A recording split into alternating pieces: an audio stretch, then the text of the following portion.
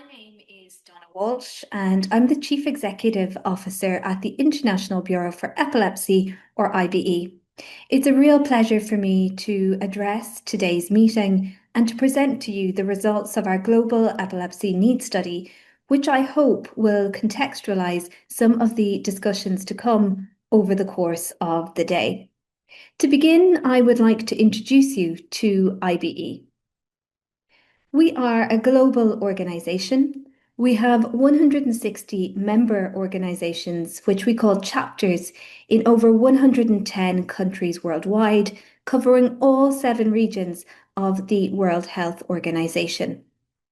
Our aim is to achieve a transformational social change for people with epilepsy worldwide, and we do this by pursuing 3 strategic goals. The first is to position epilepsy as a global public health priority. The second is around empowering and amplifying the voice of people with epilepsy. And the third is around serving and supporting our network of chapters worldwide. Now, we're often asked, what do we mean by a transformational social change?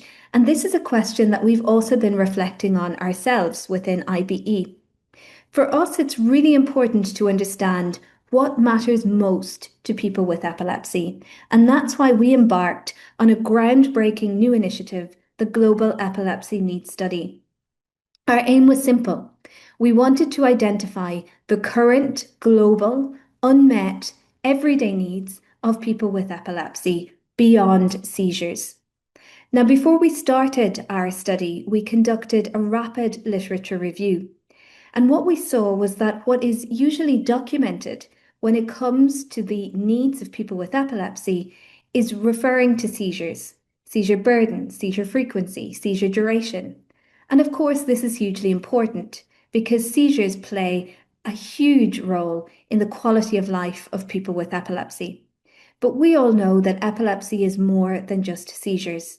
And so we worked very closely with a focus group of people with lived experience to help us to design a study that very much addressed their wider needs. We had 2 main research tools, a GEN survey, which was completed by 250 people at least in each of our 15 focus countries, and I'll show you our focus country shortly, as well as a set of semi-structured interviews, which were again conducted in each of our focus countries and for which at least 5 people with lived experience of epilepsy were interviewed.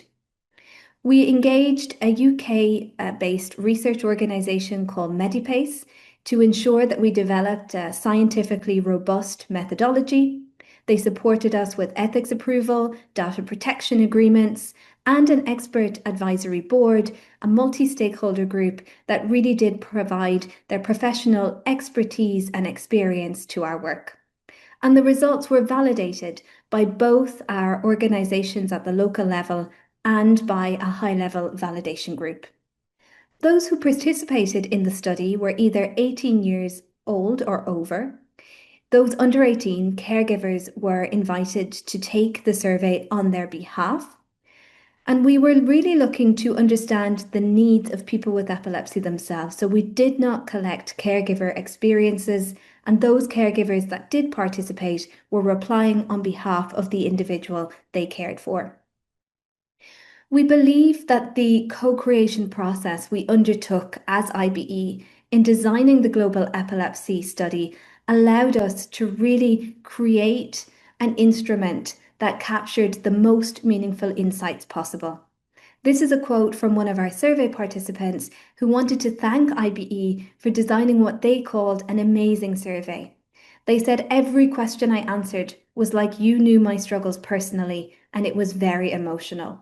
And that's exactly what we wanted to do, to create an instrument that could collect the everyday needs of our community and to be able to highlight that to our global audience. Now, as I said earlier, we had 15 focus countries selected. We had a set of criteria to choose countries, which included having an active community on the ground that could help us deliver the study in these geographies. We also wanted to include countries from each of our 7 regions, and ensure that we had a balance between high, middle, and low income countries and different realities for the epilepsy community. So we believe that this is quite a representative sample. In North America, we had Canada and the USA. In Latin America, we looked at Argentina and Brazil. In Africa, we studied the Gambia and Uganda. In our Eastern Mediterranean region, Tunisia. In Europe, we had 4 countries, Spain, Denmark, Croatia, and Bosnia and Herzegovina. And in Asia, Oceania, we covered China and Hong Kong, South Korea, India, and Australia. In the black box, you'll see the number of responses we collected in each country, and in the white box, the number of semi-structured interviews that were conducted. The survey looked across 10 domains of life that our community of people with epilepsy told us were important to them. This was also informed by the Expert Advisory Board and the results of the narrative literature review that was carried out. So, of course, we looked at healthcare and well-being, but we also looked at mental health. We looked at sexual and reproductive health, but we looked at other sectors of society too, areas like learning and education, work and income, transport and driving, and topics like knowledge and advice, safety and security, achieving life goals, and even community and relationships. And we had over 5,000 people with epilepsy share their views with us across those 10 domains. For each domain, there was a set of preconceived statements. People with epilepsy or their caregivers were asked to choose which statements were relevant for them, and then they were asked to prioritize whether this was a low priority or an urgent priority for them. And I'll take you to the results in a second. But I first want to give you a flavour of who we heard from. So as usual, we had more female respondents than males, but we still had over 35% male responses. The majority of participants came from urban settings, but we also had 20% from suburban communities and almost 20% from rural communities. Again, the majority of respondents were people with epilepsy, but over 40% of respondents were caregivers. You'll see too that there was a split between high and middle income respondents and just over 10% from low income settings. And a really nice set of age ranges contributed to our study, and it really allowed us to look at these needs across the life course. So these then are the 10 most frequently selected needs across all survey domains globally. And you'll see that from my perspective, they fall into 3 main themes. The top ranked need is around easier access to healthcare services or to healthcare professionals who treat epilepsy. But people also told us that those healthcare professionals need to know more about the wider needs of people with epilepsy. There was a call for healthcare professionals also to better address the mental health, including stress levels of people with epilepsy, and faster access to the right treatment was called for. The sort of second set of needs really fall into the category of awareness of epilepsy. Many people telling us that their local community needs to know more about epilepsy, that basic seizure first aid should be more widely known in societies, and that people should feel confident that they will get the help and support they need during an epilepsy emergency. And then the final set of needs, I think, can be bucketed into that group of human rights. People saying that their countries need to better recognise and defend the human rights of people with epilepsy. Now, as well as ranking the needs across the survey, we also merged the survey data with the qualitative data that we managed to gather through the semi-structured interview. And with a team of analysts, we came up with 5 generalized themes or generalized statements that we feel capture the needs of people with epilepsy across the world. And I will take you through each of these 5 areas in turn. So let's start with number 1, which is around navigating uncertainty and redefining daily life. So many people with epilepsy told us that they are concerned about the physical risk inherent to epilepsy.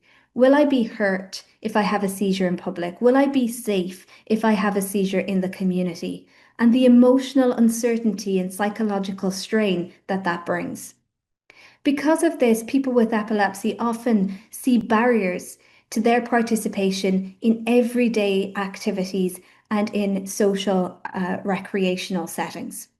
And of course, it's not just about day-to-day life, it's also about the future. Will I be able to stay at school? Will I be able to get a job? Will I be able to get married and become a parent?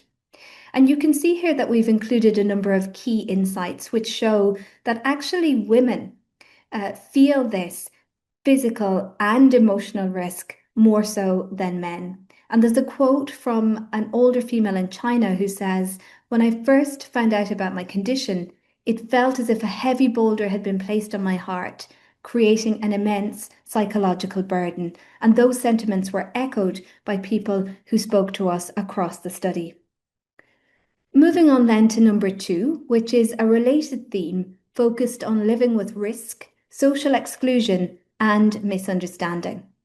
So again here, people speaking about their concerns of inadequate emergency response. If I have a seizure, will someone come to my aid quickly enough and efficiently enough? And if not, I am vulnerable in that scenario. You can see here that the need to feel safe from being physically hurt by others came up quite strongly, particularly in low-income settings, and women were also more likely to express that need compared to men. Women also spoke about feeling safe from emotional harm, and this was not just in external settings, but also within their own intimate and romantic relationships. And of course, if you are feeling vulnerable and unsafe, that is going to be a barrier to your personal and professional development. There's a really emotional quote here from an individual in Uganda who says, "He was beaten up and he died of his injuries. I have a feeling that he might have been like me." So this young man believes that his friend was beaten up and died because he had epilepsy, and he is concerned that he may face the same scenario. Challenge number 3 is around navigating inaccessible systems. And of course, here we're talking about barriers to accessible healthcare and gaps in the quality of care and support that people with epilepsy receive. And you can see from the slides earlier on that the top need across the world for people with epilepsy was the need for easier access to healthcare services and healthcare professionals. But people also spoke about faster access to the right treatment and, of course, ongoing access to that treatment. And as you can see from the statistics, this was also significantly higher in low-income settings compared to high-income settings. And I don't think that that is a huge surprise. But we're also seeing here issues around barriers to equitable education, structural barriers to employment, and challenges in the workplace. And I think driving and transportation is also an area that we need to consider when it comes to epilepsy. Many people with epilepsy, of course, don't have driving licenses, and if the public transport system is not accessible, then that can really put up barriers to an individual's independence. And what I also want to focus in on here are barriers to mental health support. You saw on the last slide that a lot of people spoke about barriers in access to epilepsy care, but we also heard a lot of concerns around access to mental health care for people with epilepsy. There's a quote here from an older male in Tunisia who said, "I wasn't referred to a psychiatrist by my neurologist, despite the fact that I had shown symptoms of depression. It was my family who supported me, who demanded I see a psychiatrist, but it was late in life and I had already ruined my marriage." So it's really important that we look beyond seizures when we're understanding how to best support people with epilepsy. Number 4 then is consequences of inaccessible or inadequate information. And here people spoke about health information shortfalls, people not getting high quality information from healthcare professionals, or healthcare professionals not knowing enough about people's wider needs. And because of these knowledge gaps, people with epilepsy found it quite difficult to plan not just day to day, but also into the future. People spoke too about existing widespread misunderstanding of epilepsy, saying that communities need to get rid of old or incorrect beliefs that still persist, and that families also need to learn more about epilepsy. And again, I've included two quite different quotes, one from Uganda, where caregivers of a child with complex epilepsy told us that some of their community believed they had offered the child up as a sacrifice. And in Bosnia, somebody telling us that doctors are often not very well informed about epilepsy and that they have had to go and find their own knowledge through research and, of course, through their personal experience. And then finally, something maybe a little bit different, and that is that complex epilepsy. And here we're talking maybe about treatment-resistant, refractory, rare genetic epilepsies, of course, demand more than standard approaches. And there were three main areas that came up in this domain. Access to care, of course, top of the list. The need for easier access to epilepsy healthcare services, not just to treat epilepsy, but dedicated supports for complex epilepsy cases. And there's a quote here that I won't read because it's quite lengthy. It's from Canada, which is a high-income country. And a family saying they needed to take their child over the border to a neighbouring country because they had been waiting over 6 months for testing in their own country and being passed from primary care to secondary care to tertiary care without any answers. In Bosnia, again, a quote here saying, when we go to a pediatrician and mention epilepsy or intellectual disability, they throw their hands up and say they can't help. So we need to ensure that we are also training and building the capacity of healthcare professionals, including non-specialist healthcare professionals, to really support those with epilepsy and in particular complex epilepsies. The other element of this was around cognitive, emotional, and developmental needs, which we know that many children in particular living with rare or developmental and epileptic encephalopathies can be exposed to. So a lot of people telling us they needed help managing wider health problems and for healthcare that addresses specific needs. And you can see here in the quotes that those needs range from things like behavioral, mood disorders, unpredictability, pain, anxiety, and so on. And then finally, the burden of caregiving itself. So as I said earlier, we didn't set out to capture the needs of caregivers. The caregivers who responded were asked to respond on behalf of the individual with epilepsy. But particularly in the semi-structured interviews, caregivers did share with us some of their own concerns and the impact and the burden that caregiving has on their own lives. And they called for inclusive social activities for caregivers and those they care for. And you can see here again from the quotes, people saying, really, we can't leave the house. We are working 24/7. There's chronic strain, undercurrents of stress. And I think we need to be very mindful that when we're talking about the needs of people with epilepsy, we need to consider the whole family unit and all those involved. So what are we going to do with this data? Well, first and foremost, we are going to publish a scientific research article in Epilepsy Open. This will be open access, so it means that everybody will be able to read the article and also download the supplementary materials. But we need to take it further because this is a first of its kind global study. It's been designed and delivered with and by our community, and it has provided us with a comprehensive picture of the everyday unmet needs of people with epilepsy for the first time. So we now have this critical evidence base for ourselves at IBE, for our chapters, the epilepsy support organizations around the world, for healthcare professionals, but also for other stakeholders like policymakers, decision makers, the pharmaceutical industry, and so on. And it really will be the basis for driving progress and further work. For us, GENS will absolutely inform IBE's strategic direction and our annual operational plans.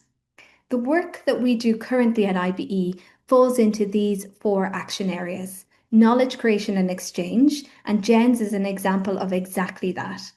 capacity building, or supporting the development of our network of organizations and advocates. Partnership development, because we can't address the needs of people with epilepsy alone, and we need to ensure that we are working with others who have expertise and experience across some of those wider sectors of society that I've just been speaking to you about.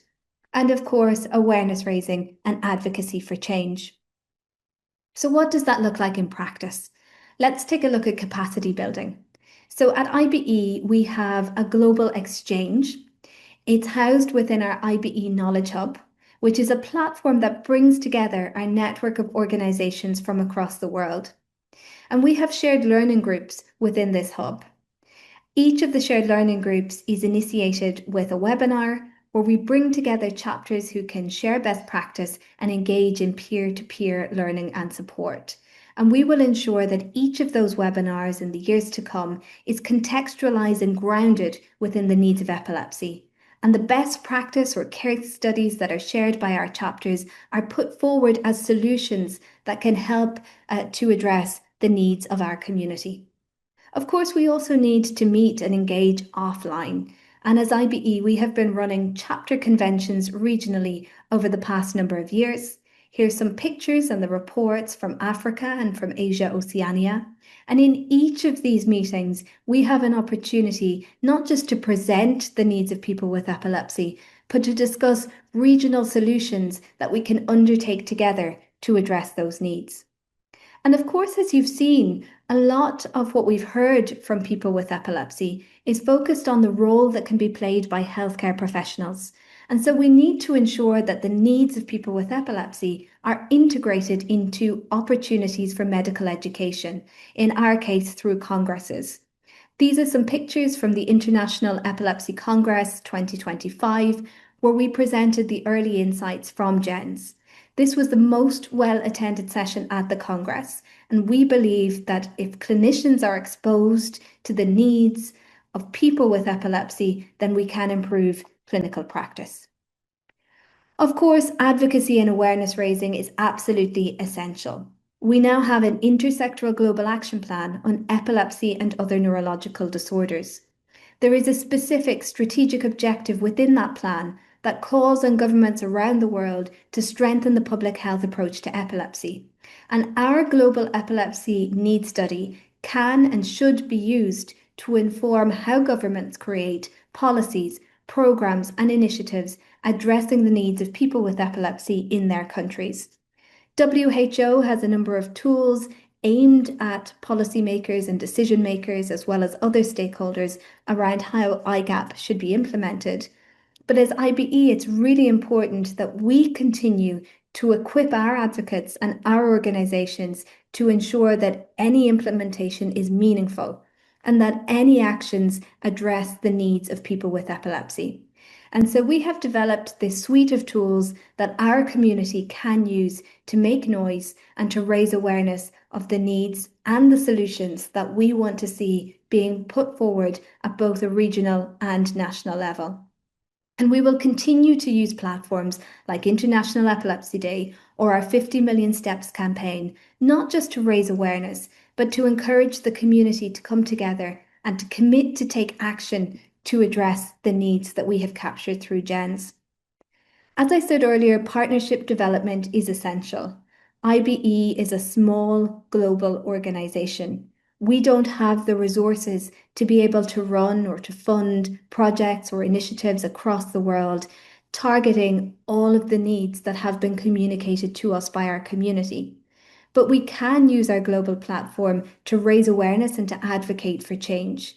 And these are some pictures over the last 12 months or so where representatives from IBE have engaged in high-level discussions at the World Health Assembly, at the UN General Assembly, within the European Parliament, within meetings of the regional WHO offices, and beyond. So as I said, our scientific publication is a first step. The GENS Policy Advocacy Report and the associated dissemination materials will allow us to bring that scientific publication and findings to a wider community of stakeholders. We will continue to do some deep dives into subpopulations where we have identified statistically significant needs, such as women, such as caregivers, such as low and middle income settings. And we will also explore the needs of people with DEEs, which is developmental and epileptic encephalopathies, or rare genetic epilepsies, as this emerged as an area that needed more focus. For us, as I've said, the Global Epilepsy Needs Study was a first of its kind approach to really capture the global needs of our community. And what we're really pleased is that it is resonating with people with lived experience. This is a quote from someone who attended one of our sessions and said, "I've nodded so much this morning, my head has almost fallen off." And so I think we've done a good job in capturing the needs of people with epilepsy across the world, and we haven't done it on our own. As I mentioned earlier, we've worked hand in hand with people with epilepsy, with our network of chapter organizations across the world, with a team of expert advisors, healthcare professionals, researchers, Medipace, our research partner, and we are thankful to the support we received from our partners to be able to fund an ambitious study of this kind. So I really hope that the needs that you have heard today, the needs of people with epilepsy across the world, will guide your work as you move forward, and we look forward to continuing to work with you to make this change a reality. Thank you for listening.